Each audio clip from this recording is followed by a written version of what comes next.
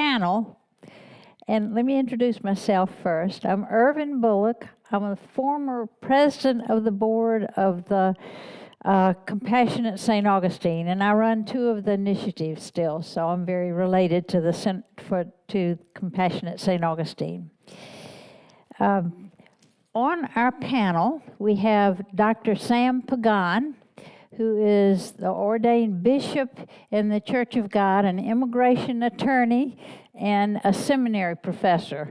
So he comes with all kind of credentials. And then we have Reverend Ken Wilcox. This is his home base. Very grateful to him for sharing it with us. We have Pastor Anthony Britton, who's at New Mount Moriah in West Augustine. Also pastors a church in Jacksonville. And then we have Father Guy Noonan. Father Guy Noonan is a chaplain to the Sisters of St. Joseph in St. Augustine. And then Reverend Marino, who's rector at Trinity Episcopal Church. And Reverend Nicole Logan, who's at Grace United Methodist Church. She came in July, so she's new to us. What we're going to do is the first question I'm going to ask them to respond to is just what drew you into your position? What drew you to be a pastor or the faith leader that you are now doing? And then what basic tenets or teaching of your faith most direct you? What are you most drawn to in the teachings of your faith? We'll each take about 3 minutes each, and they've got a timer up there to help them keep track. They'll probably keep better track than I will. And then we will look at some of the issues that face our churches today, and they'll respond as they choose to each of these issues. So starting with you, Dr. Pagan, can you tell us what drew you into the positions you now hold? First of all, thank you for the privilege of being here, and it has been wonderful to get early and meet our fellows in ministry, and it's a blessing for me, and I hope that it will be a blessing for you. I am the grandson of two ministers, on the side of my mother and the side of my father, and the son of an attorney. So it was very easy to become both. So first of all, I studied my career in law in Puerto Rico. There, very young, I became a judge. My father was a practitioner, an attorney all his life. And when I was a child, he studied in D.C. in American University. So as a child, I was with my cousin in his bike running all around D.C. So at that time, there was a very difficult situation with all this going on with civil rights. And we were living in the heart of D.C. President Kennedy was killed. Mm-hmm. And I was looking at the TV, this little TV, black and white. That was the newest one. And we all, the family, were there enjoying the moment, and suddenly he's killed. That changed our life. My father, the GI Bill allowed us to be there, and he was studying law. He decided to do his last year in Puerto Rico. We returned to Puerto Rico. Eventually, with all this situation, in family meetings, my grandpa will tell my dad, let my son be a minister, my grandson. And then I was in the middle looking at my dad, and I became both. I prayed to God, and God told me, become an attorney and bless your father. And then become a minister and bless your grandfather, and you're going to be blessed for that too, because that's your main call. Don't forget, you become an attorney. Suddenly, I am pastoring doing Master of Divinity. After becoming an attorney, I decided to come to the United States in Chicago.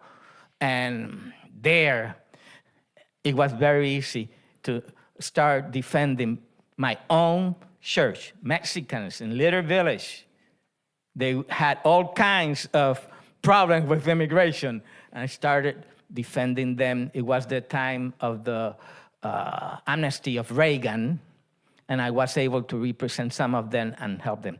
So you have me today here as Bishop of the Church of God and immigration attorney. Okay. Thank you, Dr. Pagan. Ken. Thank you. Yeah. Well, welcome everyone. My name is Reverend Ken Wilcox, and I grew up in Macon, Georgia in the 60s. My father had had a severe heart attack, and he bargained me over to God if he were to live, that I'd become a minister. Unfortunately, he wanted me to become a Church of God minister, a slick back hair Church of God minister, and he was in for a disappointment. After he died, they had sent me off to a fundamentalist school, but I did not like it. I did not resonate with it. And when he died, the church basically abandoned me and my mother. They never came to visit. And I went into an angry atheist period, and I stayed that way for a long, long time until I was in D.C., and a whole generations of friends died out from me with the AIDS crisis. And the pain was so severe that I began to think there had to be a purpose, that that sort of pain could not just be accidental. So I began to look for a spirituality that made sense to me. And I explored everything from east of weird to west of orthodox, and nothing seemed to resonate. Finally, in Atlanta, Georgia, I came upon a Science of Mind church. It was a huge church in downtown Atlanta at Symphony Hall. A man named Kennedy Schultz was teaching there, and he talked about a God of our understanding. Our teaching came up with 12-step, and that this is a teaching that won't insult your intelligence. Our primary focus is on affirmative prayer, praying as Christ did, praying believing, and knowing that we are conduits for God's love here on earth, and that we're here to make earth better. We're here to make the world better through our love and doing what's right in front of us. So I became a minister, and 15 years ago, I came to this congregation, and we're growing and thriving. We have an amazing music program, and we're out doing great good in the world. We donate food every week to the food pantry. We make sure that every family that leaves the shelter fleeing violence has a working computer. We give out 5 scholarships every year to kids with disabilities. We are doing our part to make the world a better place and to bring about a little bit of peace and love and understanding. So I'm very grateful that Spirit led me in this direction, and I'm very grateful to be here tonight with these wonderful people. So thank you. Okay, thank you. Amen. Okay. So I'm Anthony Britton, born and raised here in St. Augustine, in West St. Augustine. I come from, on my dad's side, a family of preachers and deacons, and we Baptists out in the country in Picolata. And then on my mom's side, I learned how to hustle. And people is my forte, no matter, because I used to hang out with the rednecks in the country out on the river in St. John County, and come back to the west side, you know, I like my chicken fried, whoop. And we'd go hang out with the rich white kids on the beach and be perpendicular. And I learned to be comfortable with who I am and comfortable with who you are. And so I graduated in 78 and went to the Air Force in 79. And in the military, you know, they throw everybody, no matter where you're from, in a room, and you become a family, you become a unit. So that diversity, that recognizing where our differences are, as well as what makes us similar. So religion taught me that, the drug culture taught me that, the military, I did 20 years in the Air Force. And when it came time for me I got sick and tired. The thrill was gone, getting high wasn't getting high anymore. And I messed around and read somewhere that Jesus turned some water into wine. I found out that they called him a rock. Might be a couple people know what I'm talking about. But I knew what I had wasn't working for me. And people is my forte. I make my living in the alcohol and drug industry, as well as mental health counseling. and hurting broken people. Give me the bad news bears and we can win. Give me the outcasts of society that nobody else want to kick it with. And I'm not just talking about from the poor streets. I'm talking about folks that lives in gated communities are hurting just as much as somebody who's homeless.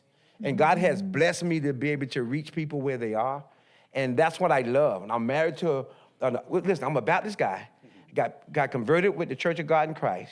Married to Episcopalian. You know what I'm saying? So I'm just a junkyard dog. And I love God's people. And I love how God reaches across the aisle and still be able to maintain who we are.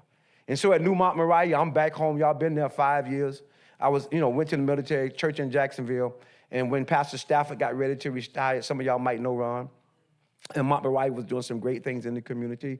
And he brought me right back where I started from as a kid, but to come and to work with this community to build bridges and to help hurting people get on their feet. I'm glad to be here tonight. Okay, thank you. Good evening, folks. My name is Father Guy Noonan. I am a priest of the Catholic Diocese of St. Augustine. I just retired 4 months ago from Our Lady of Good Counsel Church in Wilcox Village. And I'm living here in Lincolnville right now and helping the sisters as their chaplain, the Sisters of St. Joseph. My trajectory in the ministry is kind of varied, as others have witnessed just now.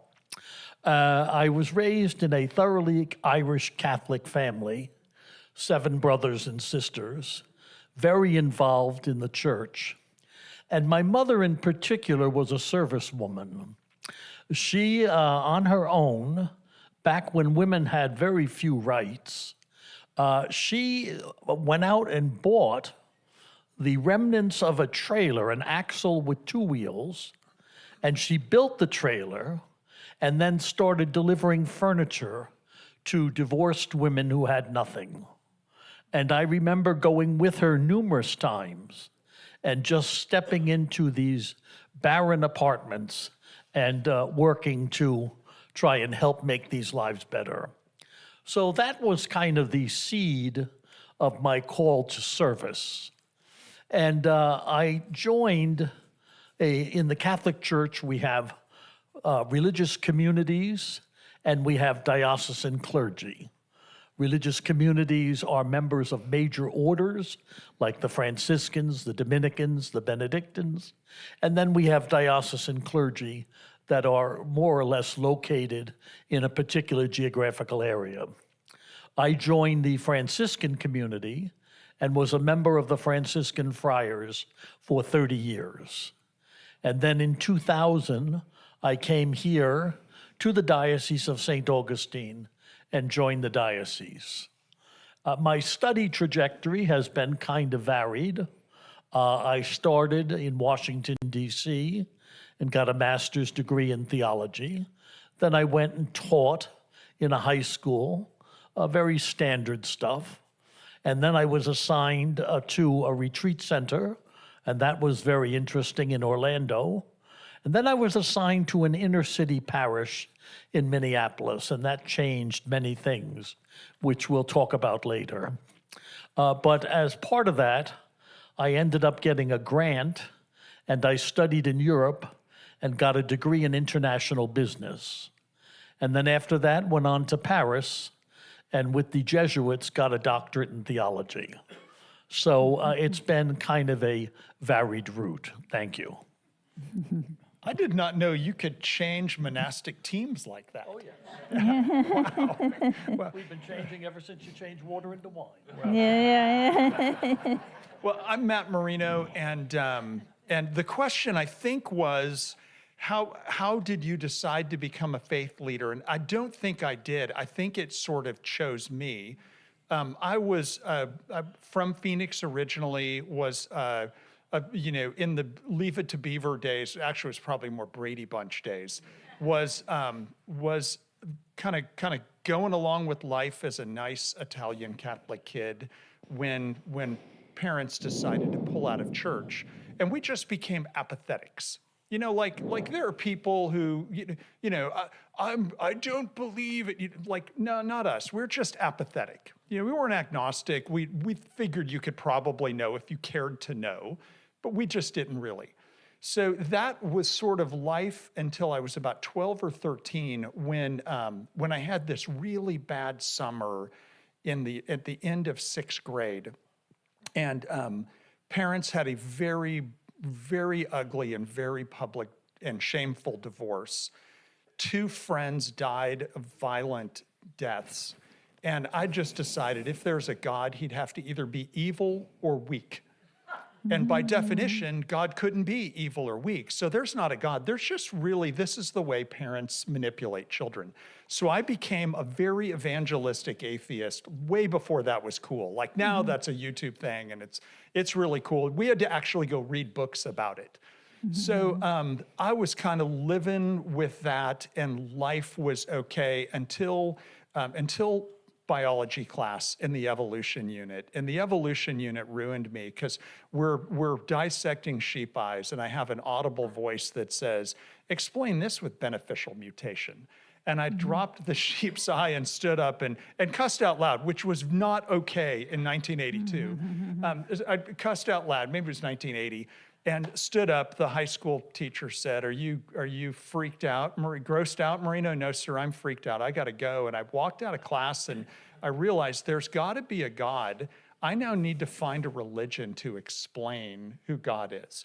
And so I started on this God hunt that began with Zen, because in my 15-year-old brain, Zen was as far east as you could get before you were west. And I wanted anything that didn't involve Jesus and his weird followers. And so just sort of worked my way back and ran out of religions about the time I ran into a group of Young Life guys. And they were smart enough when I knew something was different about their life and I wanted to know what it was. And I said, well, okay, what is it about you? And they just said, well, come and see. And so they talked me into a Young Life camp. And I heard about Christ's love and sacrifice on our behalf. And I thought, this is the greatest news ever. I'm going to give my life to that. Yep. Thank you. Nicole. Yeah. Okay. All right. Well, I am Nicole Logan, and I do have kind of some similar stories that I've heard up here. Coming back to my faith after being my mom died when I was in high school, and I thought, well, I believe in God. I just think God's just mean, right? And then I sent my son to a Methodist preschool. I sent my kids to a Methodist preschool, and my son came home one day and said, Mom, why don't we pray? And why don't we go to church? And don't we believe in God? And so I packed them up, and I went to church that Sunday, and I never stopped, right? But that's bringing me back to faith. I'm a second career clergy person, someone who I worked at Disney, actually, ran the 7 of the resort costuming locations out at Disney until God tapped me on the shoulder for a long time, and I thought God was calling me to be a worship leader. I went to school to pursue a degree in music and worship, and realized that God was not calling me to lead songs, but to shepherd people and to preach. And so I feel like I'm really called for people who have been hurt by the church.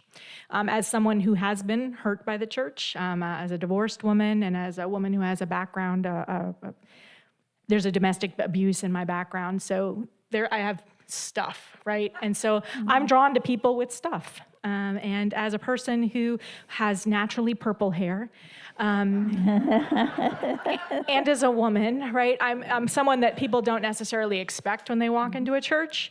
And so I feel like I'm a bridge. I feel God's called me to be a bridge between people who are in the church. If they can accept me as their pastor, maybe they can open their arms a little wider and accept other people who might walk to a beat of a different drum. And for those folks who are a little different, like I may be, maybe they can experience church. They can find a place of belonging and hope and maybe even healing because I'm there. And so I hope that I'm a bridge like that. One of the things about Methodism that just really drew me is that I believe passionately in justice and social justice. And John Wesley believed that there was no personal holiness without social holiness. And we are folks of grace. Wesleyans are just people who believe in grace, and grace in action is justice. And one of the things that Methodists, what we believe is, or what we do is not just justice, but mercy. So when folks are falling into the river, yes, we want to pull them out, but we also want to go upstream and figure out why they're falling in and try to fix the systems that are broken up there. And John Wesley's rules, the things that really stir my heart, the very first thing is to do no harm. And if we can do that, man, we'd be a better place, right? Do no harm, do good, all the good you can in all the ways you can. Stay in love with God, right? Do all the things that be in community with one another. And just let's give folks, just let them catch a glimpse of Jesus. So. Okay. Thank you. Why don't you hold that there for just a minute, and then we'll pass it around when we see who wants to respond. And I failed to tell y'all that we did have Rabbi Merrill Shapiro to be here, but he had a personal emergency, and he could not be here. We just found out today, so we're now 6 instead of 7. This next section,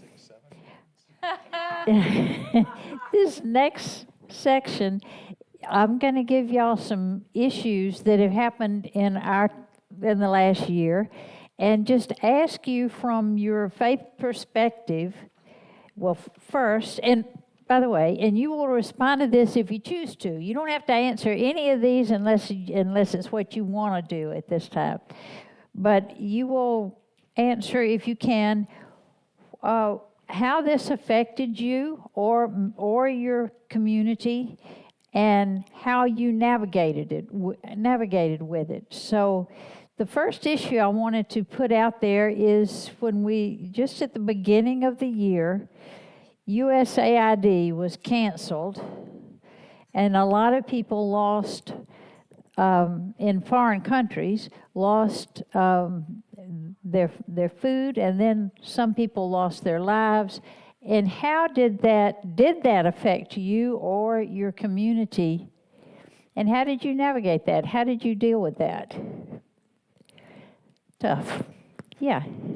Well, I'm new, right? Yeah. I'm new here. I'm new to this community. I don't know exactly how it might have affected us here locally in St. Augustine. Mm-hmm. I do know that as a United Methodist, one of the things that we do, we believe in global missions, so not just local missions. So I know that even though we lost a lot of funding, government funding, part of when you give to a United Methodist Church, it goes to our apportionments, which also helps to take care of folks in like Sierra Leone and different places around the world where we can help people to be more sustainable, to do the things that they need to do for themselves without depending on assistance, which is not, it doesn't solve the problem, but it does go a little way to help with that. And so I'm grateful that I'm part of a bigger thing that does that work. But as far as locally, I'm not sure. And there's so much of all of these things, but that's just hard to articulate in this span of time. Right. Does anybody else? Well, it's to whoever wants to. You don't have to, but yeah. So, and again, none of us speak for all of our people. That's right. We speak for ourselves, and Right. we all represent complicated communities. In our case, we have people from as far right as I can imagine to as far left as I can imagine, and everybody in between. And so I just speak for me.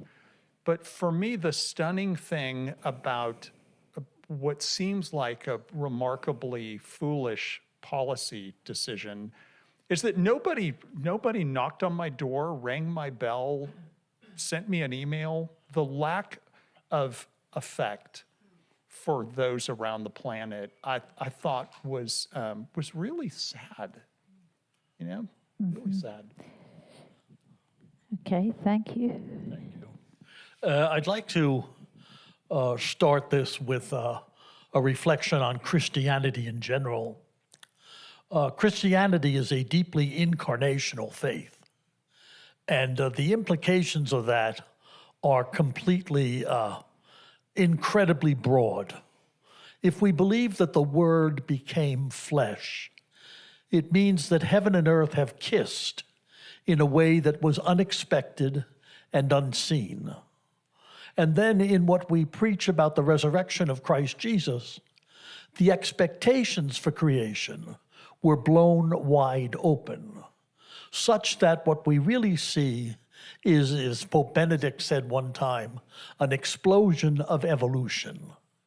And now we have an understanding that the Word can do powerful things, even though it is but a small seed. Within that context, like my pastor friend here on the left said, we have very broad communities. And I have the experience, I think it's correct interpretation, that most people walk into our churches as primarily partisans, either Democrat, Republican, or Independent, and secondarily as Christian. And Which is a change. I'm not sure that was true 40 years ago, but it's certainly true now.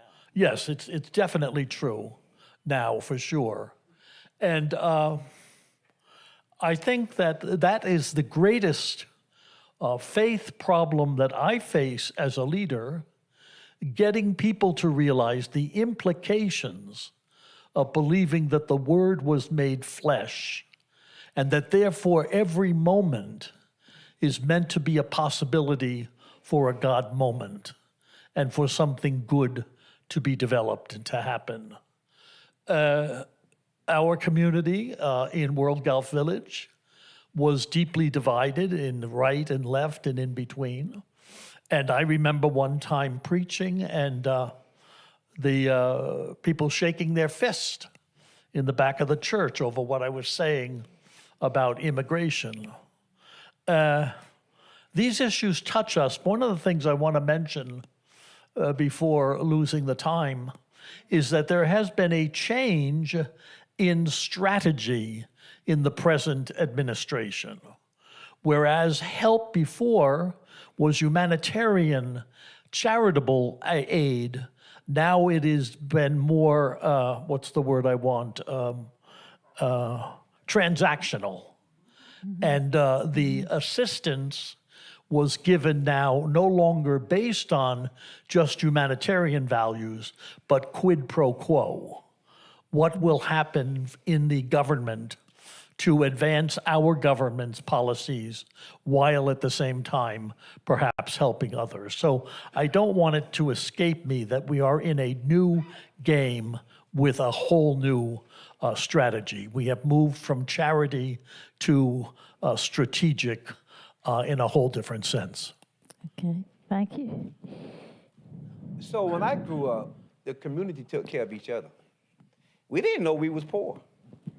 My grandfather was a carpenter, and sometimes the folks didn't have money to pay him, so they paid him with a sack of potatoes. Or he would take the leftover wood from this house to fix another house. We took care of ourselves. And so I almost like some of the challenges have resurrected that. But not only within the community and the church being a major part of that, we've been able to partner with Epicure, with Trinity, with Compassion at St. Augustine. So the community is saying, let's make a difference, let's impact. And I think that we are making Moriah Christian Ministry a community safe zone. And there's a group of people coming every Tuesday, not only the volunteering to help give out food, but the people who are coming to receive the food. But it's bigger than that. It's a sense of brotherhood and sisterhood and us coming together as a community. That's how I grew up. And sometimes, y'all, I got this book I'm gonna write. It's in my spirit. The Famine of Prosperity. The most valuable thing we got is each other. And sometimes the more money I got, which I ain't got none, the less I need my neighbor, the less I need my brother and my sister. So some of these challenges has actually woke that back up, because that's how I grew up right here in St. Augustine, small town USA. Everybody knew everybody, and we took care of each other. And that's what we are doing right now, Ervin. We're going to continue to do that and reach out across the board to one another. Okay, thank you. Well, I love that book title, Famine and Prosperity, Yeah. because that's the core of where we are with our nation right And now. if you write it before I do, I want my cut. I'll mail it to you. We have, for 40 years now, I believe, been trying to satisfy a spiritual longing with material goods, and it does not work. We are the light of the world.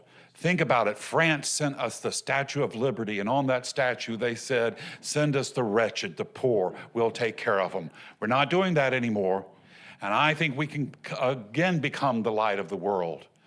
We have taken back our compassion and our humanity, and anytime we do that, the world is less stable. We are less safe because we are less compassionate, and compassion cannot be a budget line item. We've got to step up and step out and be the world leaders. In a talk I gave a couple of weeks ago, I did research about the German POWs, and the one thing that they were amazed with, we shipped them in World War II out to our Midland, and they thought they would be murdered. They didn't think that we would allow them to live. And we got there and we fed them meat, we gave them chocolate, and there's photos of grown men who had gone through battles of World War II breaking down in tears because we gave them bars of chocolate. And that broke through years of indoctrination of Nazi. We can still be the light of the world. And when we step up and be the light of the world, we're going to change the world. We're going to make a difference. There is a new light coming into the world, and I think we're going to be a part of it. The one thing that we've got to do, we've got too many organizations that are using fear as a way to indoctrinate and a fundraiser. Fear is one of the best fundraisers you can come up with.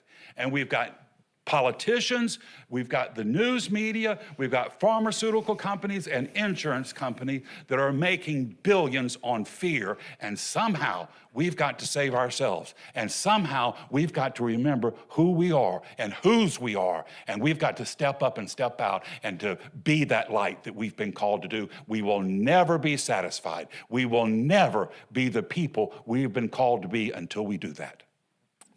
All right, amen. Thank you. Sam, do you want to speak to this? Or you want to? No, okay.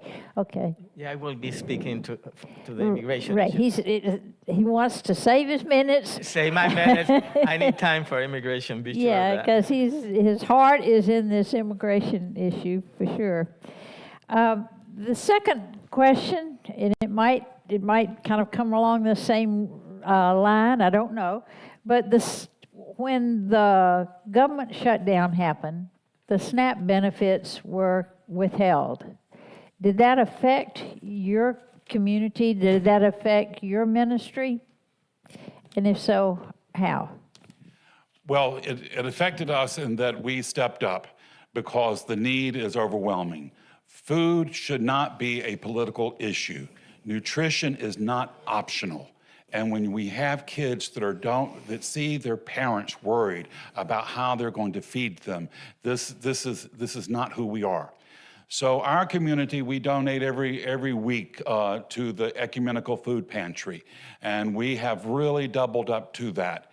Because, right now where we are, we're in a big crisis, and we cannot wait to the midterms. We cannot wait to the next election. We've got to step up and make a difference right here and right now, and we cannot allow moms and dads to live in fear and worry that they're not going to be able to send to give their kids food. This is the most basic of things, and we really need to pull together and make a commitment to ourselves that we are not going to send kids to bed hungry. This is the most ridiculous thing in the world, in a nation that is so overwhelming, how much food we throw away.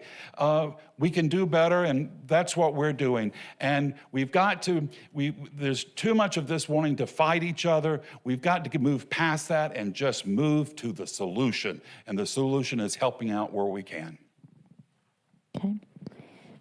Similar, we provide the food. We provide food, partner with Epicure. But I think that the thing that came to mind, how individuals have come by and say, "Hey, Britt, here's some money. You know who need it in your neighborhood," and the fact that folks trust me or trust our ministry That's big to me. Because everybody got to hustle, right? Everybody trying to get over. You know what I'm saying? And so the fact that I think that we as the faith-based community is being trusted by our community, or people who don't necessarily know, but they know that they can come to Mount Moriah, they can come here, they can come to where help is at. And I'm grateful that and must protect that integrity. I'm talking about the faith-based community, we as the body of Christ. And so we're going to make sure folks get that food. But like I think when we go do the nutrition classes over at the Oyster Creek, it's that relationship and spending that time with that child and let them know that it's not just a handout, but a hand up. That has to be part of the equation as well. Two true stories. I was in France, it was Easter Sunday, and a woman came up to me and asked me if I would join her and her family for dinner. I had nothing else to do, so I said yes. I showed up at the house. It was a squalid 2-room apartment. On the left was a large parlor, which she turned into a bedroom with 3 bunk beds for 6 people. She was a family of 6. And then on the right was another large parlor, which was their TV room and also their dining room. The stove was in the hallway and the toilet was outside. And she served a magnificent, really magnificent leg of lamb. And she said to me, I know, Father, that you are wondering, how can I afford this? I can't afford it. But I also can't afford to have my children die without a sense of dignity. I want them to live with dignity. And so I make this Easter meal as a token and an expression of our dignity. Now move to Wilmington, Delaware. I was in the ghetto of Wilmington, Delaware, and we were invited to dinner. Went up to this apartment for dinner. It had been an old house. That 1 bedroom was now an apartment for 5 or 6 people. And on the landing, going up what used to be the grand stairway, on the landing, the guy said to me, Father, excuse us for our poverty, and then invited me in to a dinner. And I remember they said, would you like a cocktail? And I said, I'm Irish, of course I would. And they reached over the couch and pulled out a bottle from behind the couch, opened it up, rubbed it with their hands, and passed it around. And that was what you would call fraternity at that time. People have the absolute need and right to live a life of dignity, and food insufficiency is contrary to dignity. At Our Lady of Good Counsel, we ran a pantry, and it was really fascinating because we were very limited in space. And some people told me the way to save the church is to get rid of the ministries so that we have plenty of space for worship. And I said, we already have worship space, but we need the ministries. Imagine the church as a tree, and imagine that you cut off all the branches which are the ministries.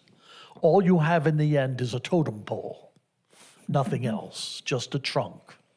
And so our people, we had 80 people involved in the food pantry, and it was every bit as good for them as it was for those whom they gave the food to. And they called them clients so that they would have a sense of their own dignity. All we were doing was sharing of our excess. That's it.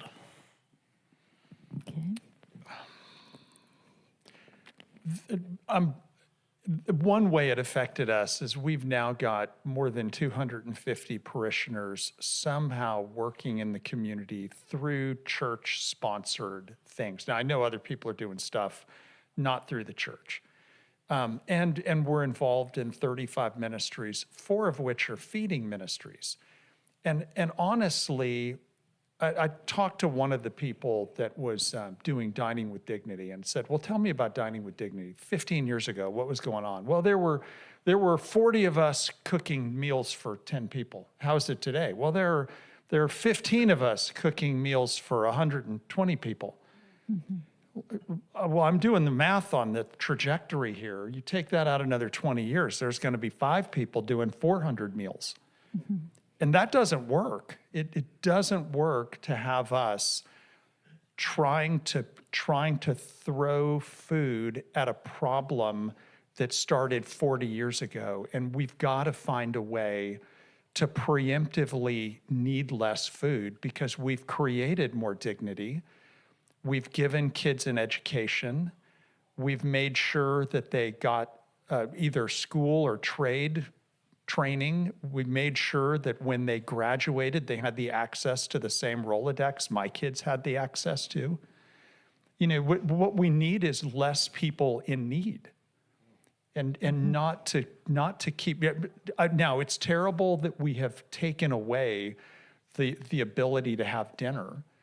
We really need a world where we don't need to give people dinner they've made their own. So.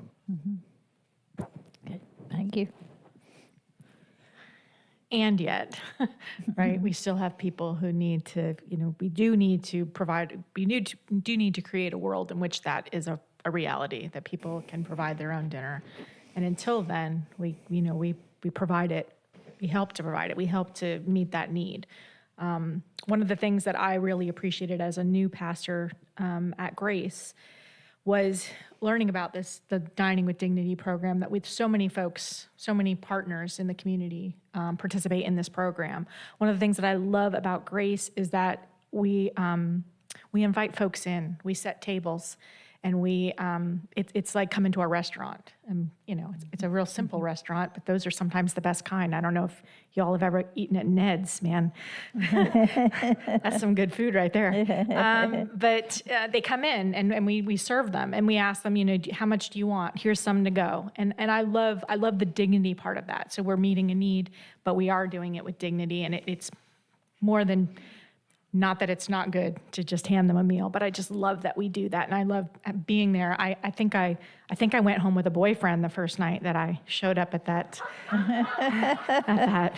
Sorry, Gary. But it was just nice. I mean, it was nice to sit around and talk to people, and I think that's my biggest challenge. Coming into being a new pastor in a new congregation is wanting to speak into spaces of injustice, but knowing that I'm not just given the right because I become the pastor of a congregation. I have to earn that. I have to earn that trust. I have to build those relationships. Those are conversations. Those are relationships. I want to build them within my church, listening to where my folks are, what their needs are, so that I can meet them where they are and not drag them to where I am, but also doing that out in the community, getting to meet all of you and trying to figure out how do I get plugged in and to be able to be a faith leader out in the community, because I'm not just a faith leader in my church, right? I should be a faith leader out in the community, because one of the things that I can do is teach my folks by the way that I live my life. And if I can say all the pretty words in the world on Sunday morning, if I'm not walking that walk out in the community.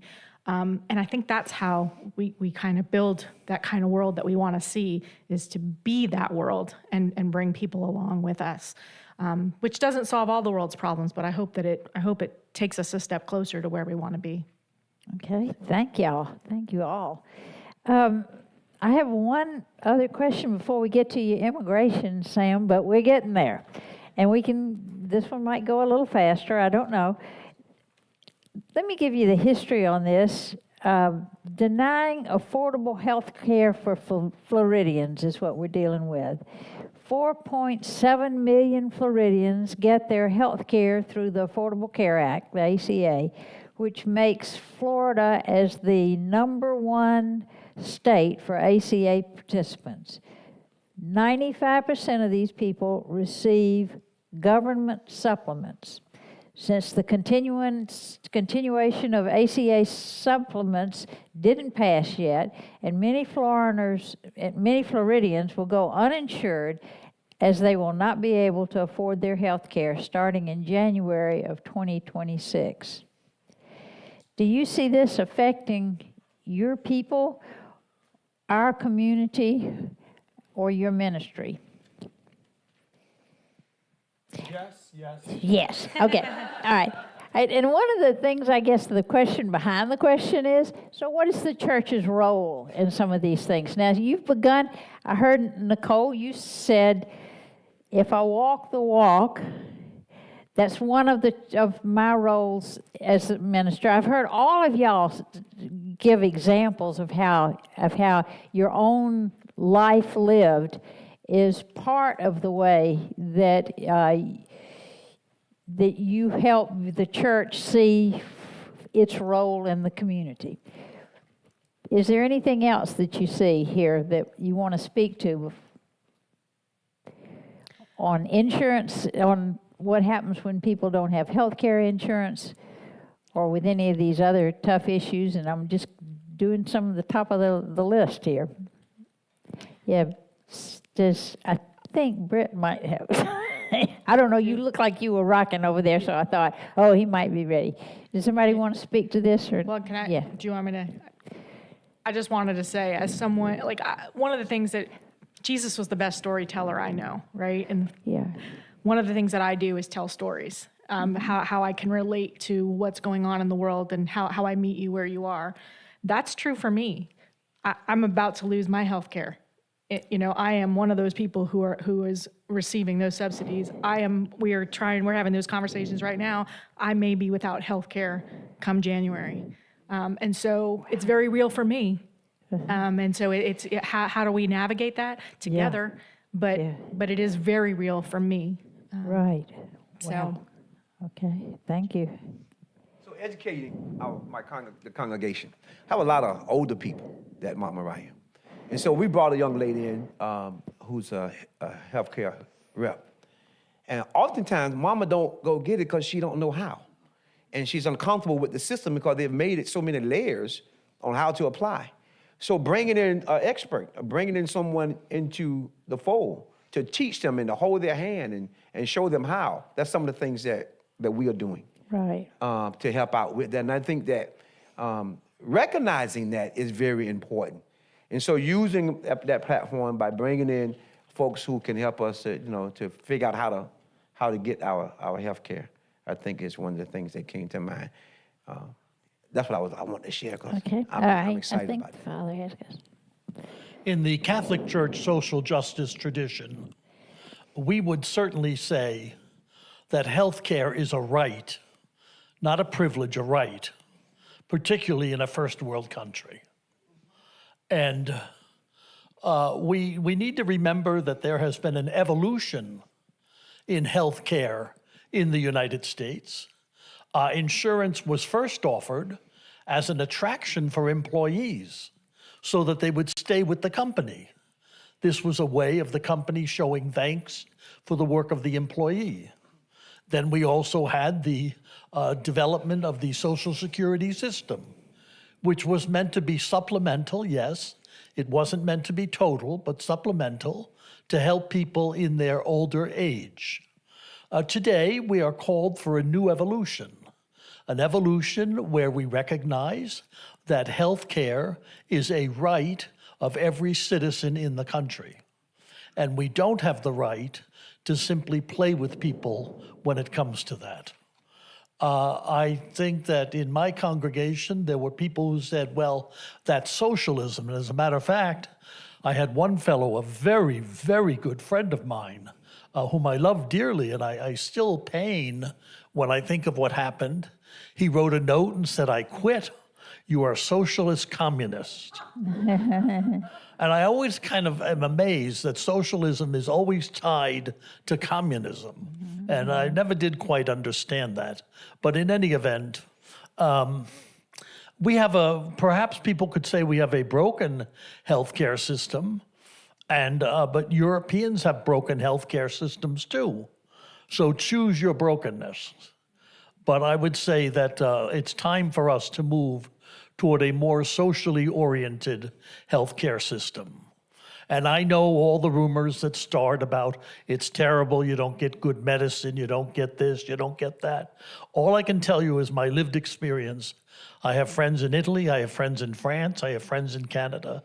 And despite the mythology, and that's what I call it, that I hear that it's a terrible system, every one of them that I've spoken to loves their system. And one of the things that we know is there aren't enough people that have access to it. Affordable access to health care in the Catholic tradition is a human right, an issue of justice, not simply of charity. Let me say this real quick, because we are currently partnering with some of the social activists that's in the community. Our powers to be recognize volume. For me, just to stand up and wave the flag and say, I got an issue. But when we stand up and say we got an issue, that moves the needle. And so partnering with Good Trouble and Compassion of St. Augustine and some of the activists that are out there fighting and stirring up like Nehemiah did, he stirred up the community, and the community began to speak for the community. And so the powers to be, y'all, they don't really care nothing about my voice, but they will recognize our voice. And as a faith-based community, one voice, one vision, but we must have the volume. Y'all remember George Floyd? Y'all remember that situation? Well, I don't know if y'all know it or not, but we've been saying we got a race problem in America since the beginning of time. But when white America said we got a problem, you follow what I'm saying? That moved the needle. And it was hot for a minute, and it kind of died down again, because that's how we do. You follow what I'm saying? My whole point here, Ervin, I think, is that when the volume say we got a solution, the powers of be will pay attention to that, and we need to continue to strike that. Thank you. Because I was going to ask, is there something we can do better together here? Okay. Ken? Well, we've completely monitorized our healthcare system. I went to the doctor just this past week. She's a great person, but she came in and she never even looked me in the eyes. She spent the whole time of the appointment just looking at her computer and making notes. That woman could not recognize me if she saw me on the streets. While I was in the office, they had a TV, and it was totally promoting different drugs for different symptoms that you might have. You know, I was there for a skin problem. I thought I had a lung problem before I got to see her. So the system is broken. There's too much money, and I don't really have the answer to it. I think we do have to kind of come together and know that there can be an answer. One of the things that we believe is that using affirmative prayer, that we believe in the healing of the sick. And you don't want, if a person doesn't have health care, you want to pray for them. My teacher, Kennedy Schultz, he said when you had a headache, you say a prayer as you go into the to get an aspirin. So you want to incorporate both of them.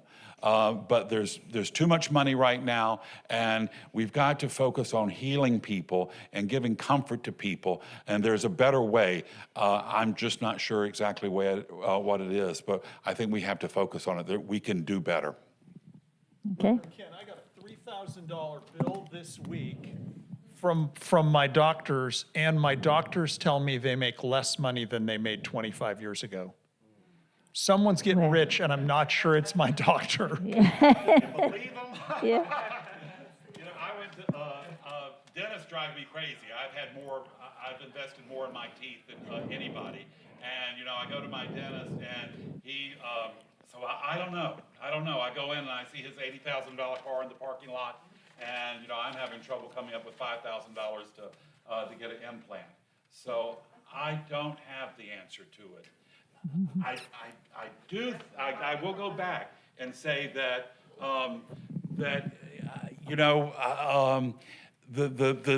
go back to how much is enough for our material stuff. How much is enough? He's driving an $80,000 truck, and he's a dentist. What do you need an $80,000 truck for? It's not, if it's not a judgment. If you want an $80,000 truck, that's fine. But I said it first, we're trying to resolve a spiritual issue with material things, and this, it's not an answer. Okay. I want to move us now to immigration. And Sam, I'm going to let you start on this. I can start you out. This issue drives me crazy when you see a 5-year-old separated from their family because the father doesn't want to be sent back to China. When you see ICE coming in and taking people out of their naturalization line because they don't like the country that they came from, when you see the kind of thing that you've seen, Sam, with churches losing their pastor because his visa has been changed and now it's no longer good. It drives me crazy what we're doing with immigration. But let me turn it over to you, and what do you see in this? And I would love for us to somehow think, kind of where I heard Pastor Britton go, what can we do together about some of these things? Yes, thank you for the opportunity. And first of all, I want to recognize my wife is here, and my daughter, and my grandson, Myra, Ernest, and Sarah. And also, I have some friends from UCC that have become closer to me, like Warren and others, United Church of Christ. We're working together. Thank you for being here. It's very difficult. It's unconscionable. There is no explanation. Nobody would imagine what's going on right now with immigration. First of all, now the law is written by an individual. It changes every few days. It goes from one topic to another, to another, to another, and then it comes back because it didn't work. The system is almost changed. Regulation and legislation is in the hands of the individual. But there were courts, the so-called immigration courts, were supposed to be the justice element in balance of government law enforcement. The immediate resource, immigration courts. And when you listen to the court system, you think about impartiality, you think about independence, you think about the rule of law. You never will imagine that a guy up there is gonna tell the judges what to decide about specific situations. The judges now are evaluated if they deport or don't deport. How I got to know that, I will not tell my sources. But when you go to immigration court, you get to know what's going on with the judges. Bonds. Bond is something that is so discretional and so independent of the court system that it should be left totally to a judge. No. New rules about who have a right for a bond and who don't have. And it's better that the judge don't give any bonds because the government wants to deport, period. And people are not going to have so much opportunity of justice. Remember our dream of a society of liberty and justice for all, not for a few. That's our dream. That's our vision. That's our mission. We're very far from that. And immigration, I thought it was going to be only for immigration. I'm not going to get in any other topic. We don't have time for that. I need to look at my watch. I cannot go too far, but I want to give you some hints of what's going on. Judges, immigration judges are paid by the government. They are not independent. They are not part of the judiciary. They are part of the Department of Justice. We know how the Department of Justice is working today. So now you know the source of what's happening to the judges. Many of them resign as soon as since they were faced with reality, how they need to work. If they don't work that way, they're out. Hundreds of them resign. They used to say that they don't need those judges. But there are millions of cases on backlog. 3 million. Now 5 or 6. I'm not sure. And they wouldn't say. Anyway, immediately those judges resign. Many were appointed. But they passed through the, training. So before they execute their responsibilities. So now this thing of immigration court to get justice and that the rule of law prevail over individuals that are totally vulnerable to the injustices that are going on, starting by ICE, the arrests, violent arrests, no respect to the dignity of the human being. It doesn't look like America anymore. I am depressed. I need to confess. It's painful. My dad, POW, Korean War.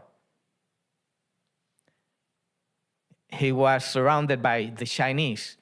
What was his role? He was intelligence unit checking when the Chinese will enter. When they entered, they were Southlands. They surrounded them. They didn't render. They were released by the Turkish that entered, released them. That's how he studied law. He taught me law. He told me, America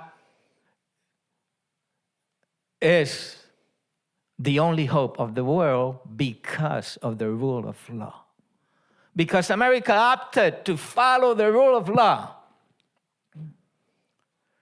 and to respect civil liberties and to have a constitution. The republic which stands, one nation under God. God is seriousness. God is justice. God is love. Indivisible. No more wars. We don't want more wars. For liberty and justice for all. Then we decide it's only for the citizens. It's not for those immigrants because they come here to take over and to use our liberties and to benefit from nothing like that. Immigration always has been workforce for the growth of the economy of nations. You can have millions of dollars to be invested from all around the world. Here, there are no workers. There is nothing. You're kicking out the money. You pay whatever you want to pay to those workers, and you're earning millions and billions. That's what we have right now. But the government doesn't take the message. They are so influenced by other visions of society. I'm not going to use pejorative words, but it's completely different to what America is, or has been. Let's do it only with the immigrants because they are taking over. Impossible. The problem is that if you want to build the economy of the nation and you want to bring back manufacture, automobiles, everything that left because we had no workforce here. That's why they left. Oh, they are going to come and put their money here? Okay, where are the workers? Farmers, bankruptcy. Oh, let's put the money that we forget about it. In a few years, it's going to be the same, worse. Construction, paralyzed. Where we are at as citizens, we're not calling into accountability 3 chambers of 3 powers, 3 branches. That was the dream of Montesquieu in France. During the French Revolution, Calvin was an attorney that studied in France. He was influenced by that much before those ideas arrived here through the revolution of the United States of America. We adopted those ideas, those dreams, having 3 branches. So we don't accept a king, and that there could be balances and mutual supervision, balance, check and balances. Liberty, okay, but not liberty to do wrong. Justice, the law. There needs to be a balance with liberty and justice for all. Justice needs to be independent, not ruled by an individual, whatever his name, the king, whatever his name. Our government is being destroyed, and we think that it's only for the immigrants. Now they are detaining and they are revoking permanent residence.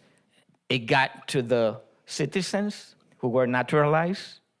They are investigated and revoked just because they need to show the last 5 years of their Facebook and whatever they write in their internet. If you are not compatible with America, that is me, the one up there, you're out. Ridiculous. We need to open our eyes. It's happening too fast. We didn't notice. Police don't respect the rights of those who look different and speak different. They stopped me, as a matter of fact. I need to walk with my passport. I was stopped.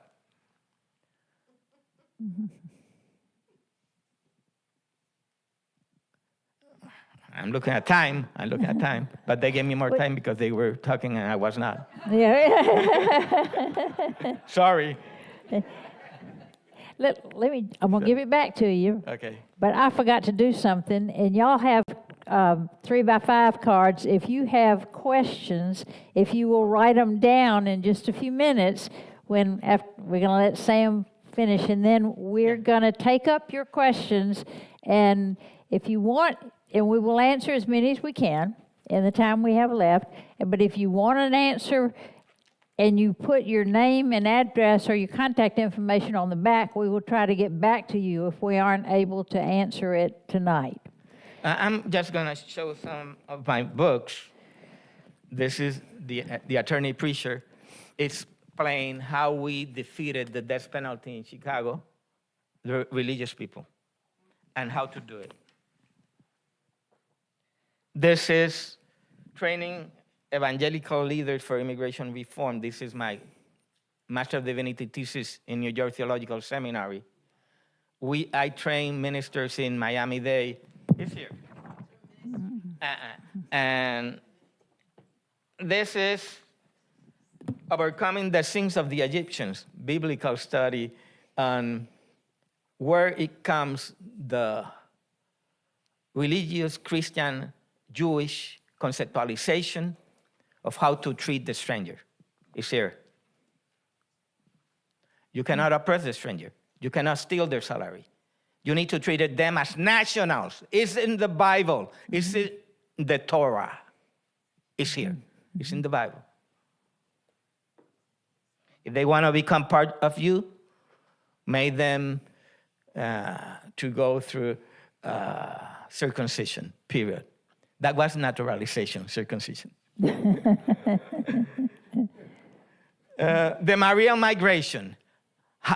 We live that here in Florida. 125,000 entered in 5 months. All the regulation was changed because it was not only to protect people from wars. All this asylum came from First World War, Second World War, Korea, and blah, blah, blah, Vietnam. I'm done.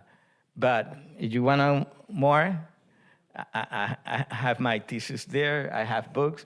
Contact me through anybody, and I give you more. Blessings. Okay. Well, I've got mine, so you hold on to that one. And does anybody have anything else they would like to respond to on immigration? And then we can start picking up questions if people have them in the audience. Just a simple reflection on caricaturing. We caricaturize the immigrant in so many ways. The idea that Haitians eat cats and dogs. How silly. And yet the vice president stated, and I heard him state it, that if he had to tell a story that was untrue to win the argument, he would do so. And that leads me to the second thing, characterization and truth. We do not respect truth as a general policy in the country today. And consequently, it is extremely difficult to get to the facts of a situation. For instance, the way we use language, we will talk about chain immigration, whereas really it was family immigration. What a difference in words. Chain immigration depersonalizes, it dehumanizes what's really going on in so many cases. I wrote a homily one day on the alien people in an alien land. And I decided to critique myself. So I went to the libertarian website of the Koch brothers. And I wanted to see what they said regarding immigrants. And it was interesting what I came up with. The most dangerous people in the United States, according to their research, percentage-wise, not number-wise, because those born in the United States are going to outnumber everyone else, but percentage-wise of their given population, the most dangerous people in the United States were not the illegal immigrants, and they were not they were the people that were born here in the United States were the most dangerous. Last but not least, I do want to put a word in that we recognize the right of a nation to manage its borders. We have that right. Otherwise, you have chaos. But that has to be done in truth, and we spend a great deal of time telling non-truth. Okay. You can applaud that. Father Guy, this is my turn to tell a story. The first time my watch blew up here was a young man named Abdul Kamara calling me. And he's now a 35-year-old. He came to the U.S. at 10 as an asylee from Sierra Leone. And we've had 31 young adults live with us, 6 of them some level of undocumented or non-native American. He today, by the way, he came to stay with us in the middle of Joe Arpaio's sort of creating the template for today's ICE program in Arizona 15 years ago. And they were trying to deport him. We tried up one side and down the other. We're in offices every day for 5 months. And it turned out we just happened to know that the Phoenix Police's, one of our Young Life leaders' dad was the Phoenix Police, the spokesperson for the PD. His college roommate was number 2 in ICE. All of a sudden, he had papers 6 hours later. Took 5 months, but the who you know, not what you know, is just painfully true. That kid today, as a grown-up, has employed 15 of his high school classmates that were all sort of destined. Half of them had done time. The other half might have done time without him. So the contributions of those who don't fit the mold, those are contributing members of society. Okay. I'll let you go, and then I'm going to start some questions here too. All Okay, right. go ahead. Well, there's a lot to talk about here. One of the things that's most concerning to me, we talked about, truth and telling the truth. One of the things that's going on right now is CNN is up for sale. And it's very likely that the people who want to buy it want to completely change the management of it so that a certain message gets out. And this idea of focusing on the other, the doctor is right. This goes back to very much in Judaism. How do you treat the other? The other day, I watched a YouTube. I love YouTube. I saw the YouTube the first time in the Reagan administration, and the press secretary was Larry Speaks. The first question that was ever asked about the crisis of AIDS, Larry Speaks asked the reporter, well, are you one of them? And when he asked that, the whole room broke out in laughter. In laughter. That's not that long ago. And this is what we're facing. And we better wake up, because we're in some serious trouble here. Last week, I was in Atlanta, and I stayed out extraordinarily late, 11 o'clock. And, we took Uber. And this young woman picked us up, and I could tell she was terrified. I could tell she was terrified for picking us up. It just so happened she was a Somali immigrant. And she told me, because I could tell how nervous she was. And she says, I have to rent this vehicle to make a living. I can only work at night because I have kids. I put them to sleep. I rent this vehicle, and I go out in Atlanta and pick people up to make a living. She says, but I never know who I'm going to get. And she says, sometimes I get kind people like you, but she says, a lot of times I get people who are angry or vicious, mean, and angry. We have allowed people, we've justified anger, we've justified viciousness, and we've got to wake up or it's going to eat us alive. So I'm glad we're having this meeting, and I would love to continue having this conversation. So I'm a glass half full guy, but it's going to get worse. According to the scripture, as I understand it, it's going to get worse. So we have to come up to a solution. Slaves created their own language in order to persevere. The system was not going to allow them to persevere. So they learned how to speak another language. I'm a glass half full guy, but I read that Bible. And the Bible tells me it's going to get worse before it gets better. But we can and we will persevere. You follow what I'm saying? The informal and the unspoken has to be as powerful as the spoken and the formal. And that's how we're going to persevere. But I'm not that negative guy. I believe everything's going to be all right. But it's going to get worse. The government, the economic machine that runs our America, you know what I'm saying? It's going to get worse. And we will, give me that sign.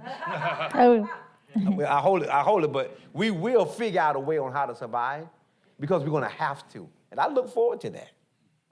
okay. So I'll ask a question, I think, related to that. What would help your churches do something about the underlying root causes of social injustice and racism in St. Johns County?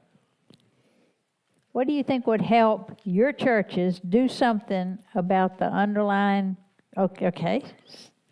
Dr. Pagan? Dialogue among us.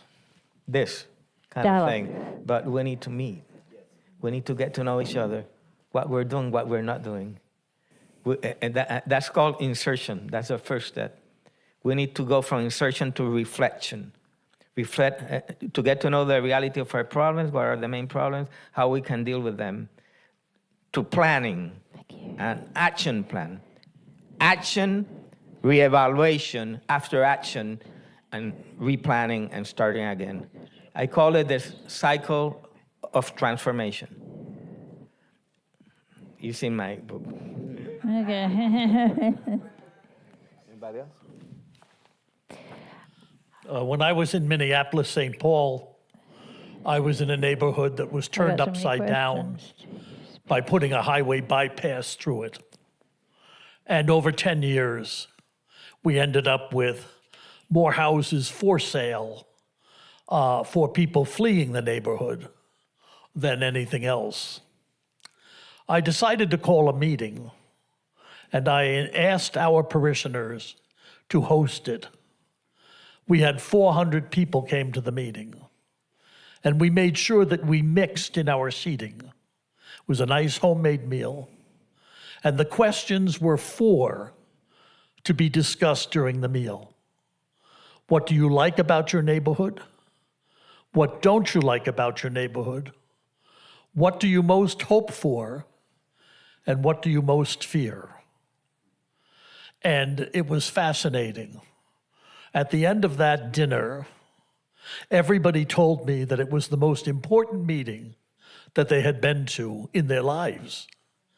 And they said they all found the same thing, that whether a person be Hmong or black or white, that they all had the same fears.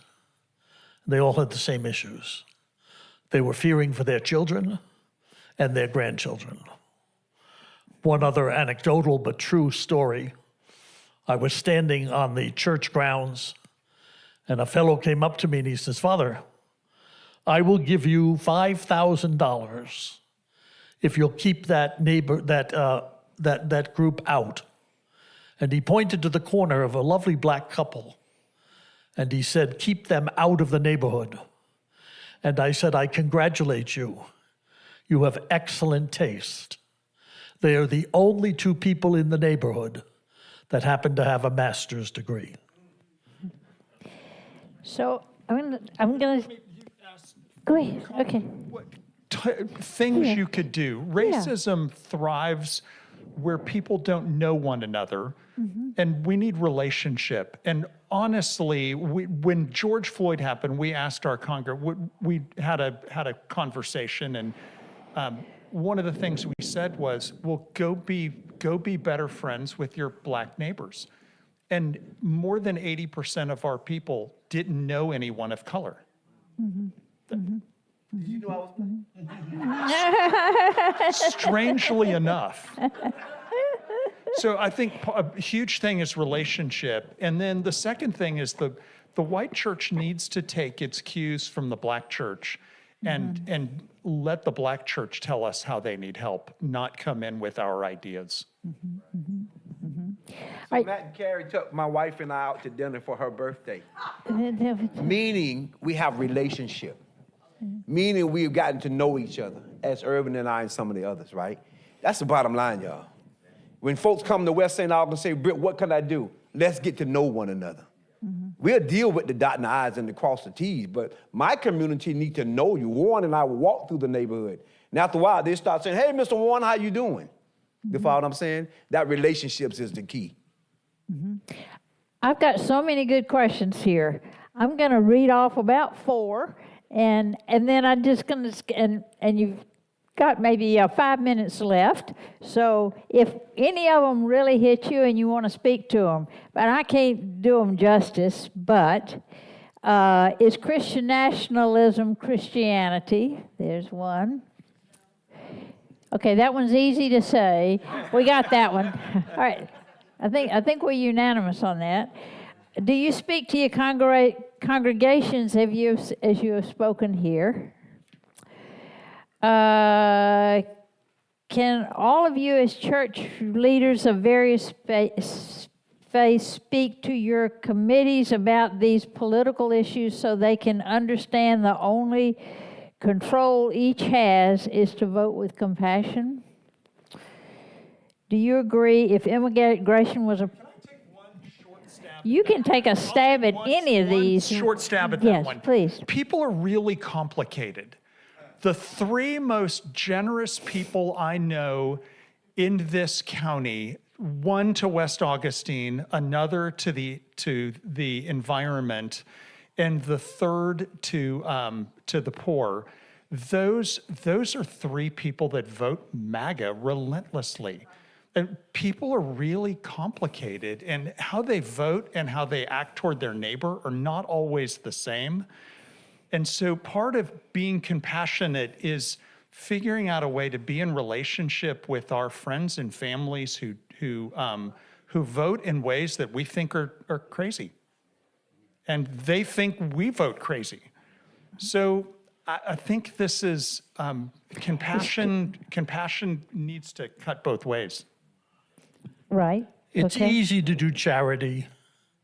It's very difficult to work for justice. Charity is an immediate handout done in sincerity. Working for justice is a structural issue.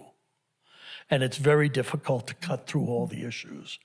And again, as Father was saying, these are hot button issues. Just mention the word and boom, there's explosions. The ability to know one another is one issue. The ability to talk to one another is another issue. And we're failing at both. You got did you want to say something? Or you just holding it for? I'm kind of like the middleman. Yeah, okay. Well, we only have like 2 minutes left, middleman. Well, the one thing you asked, do we bring this to our congregation? One of the problems I have, or I see, is I think people are so fried by this. They're so bombarded by it that a lot of times I feel like we need a place of respite. To keep it out and just to remind ourselves of the love and support of spirit and community, because we're just on the edge, and it's wearing people down and it's making people sick. We have a sick culture right now, and one of the problems, because I agree, I have people who are here who are MAGA, and it's because we are in news cyclones, not cyclones, but we're in this bubble of news, and people just see it from such different angles. There used to be, I'm a news guy, I was a press secretary. There was at one time a law that if you presented one side of the issue, you had to present the other. We have got to come back to that. We've got to come back. And finally, while I'm on my soapbox, the other thing that I think we should insist upon as Americans is that no American should ever be policed by people with a mask on and who don't identify themselves. Okay. That is the most outrageous thing in the world. Let me tell you, there is a bill that's being presented. I don't know how far I'll get it. In the state of Florida, it says you cannot cover your ID and you cannot wear a mask. Okay? So I will be happy to send y'all the numbers of that bill. So, Ervin, I teach the people at Mount Moriah that 2 wrongs don't make a right. Mm-hmm. And so while there have been a lot of injustice done, that don't give us the right to be injustice. At the same time, we have this light in our church for those that it's a safe place. But I also got friends that's in law enforcement. If they need to use the bathroom and they're out on a patrol, they can come to Mount Moriah and use the bathroom. You follow what I'm saying? Mm-hmm. Point being, y'all, and even in recovery, AANA Celebrate Recovery, you'll never hear argument in the recovery community about politics, about finances, because we're there to process our pain for those who suffer from addiction and mental health issues, right? And so there's a thin line, but I also let folks know, and Jesus is a master at it. 2 wrongs don't make a right. You know what I'm saying? Somebody hurt me? Yes. Somebody hurt my family? Yes. That don't mean I need to go hurt their family. And so I think that's important. I heard today Dr. Barber, who some of y'all know, and Diane Butler-Bass, and they were talking about how the time may be for tunneling at this time. And they talked about, and Diane, this was her concept.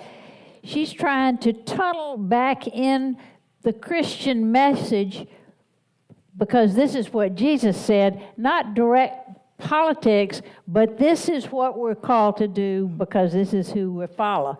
And anyway, I found that very interesting way of looking at this. Not necessarily, and for Reverend Barbara, this is a change, but not necessarily like this, but like this. So, all right, well, I appreciate y'all. You've got a lot of, I'm sorry I couldn't do all of your questions, and some of them were heartfelt about friends that were picked up in immigration raids, but we did what we could do, and I hope we will keep the conversation going. I think that's the key to a lot of what we can do, is keep talking to each other, and the more we can do what you said, Britt, speak with one voice and volume, the better we'll be heard. That's me. Okay. I think somebody needs to lead us in prayer to close this in a hopeful, positive way. So who would like to step up and lead us in prayer? Ken, you know it's you. Let's go. All right, y'all. So I do a kind of prayer. It's called affirmative prayer. And we're going to pray like Christ did. Take it in for yourself. If I say something works for you, I want you to hold tight to it. If I say something that doesn't work for you, just let it slide by. But I just want you to know this truth with me tonight. There's but one God and one mind and one power.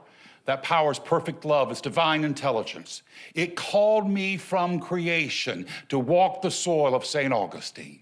So here tonight, I have joined with all these wonderful, lovely souls, and we have spoke our truths. We've spoke our fears. We've spoke our worries. But I know this is the truth, that our nation, it was born on a dream. It was born on a promise. It was born on an idea.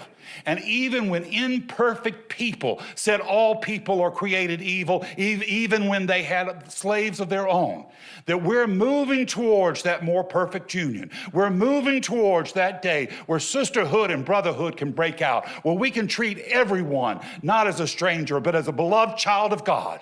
So here tonight, we have shared our worries. We've shared our fears. But I want us to leave here with hope. I want us to leave here with inspiration. I want us to leave here encouraged to know that we're children of God. And we're not here to suffer and to languish. We're not here to live in a broken and wounded nation. We're here to lift our eyes up to the creation of a nation where people live together and hope. We're here to be the light of the world, where we open our arms to everyone that comes in. We're here to have a nation where everyone is treated equal. Everyone is given opportunity. Everyone has the health and the housing and the food they need.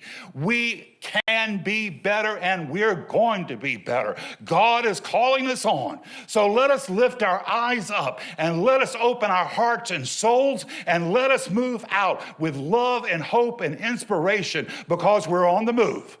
This is my truth. Every cell of my being radiates this right knowing, and I release this prayer into the mind of God to do His good and perfect, bold and dynamic work, returning to us multiplied abundantly. And together we say, amen, and Amen. so it is. Okay. All right. Thank you.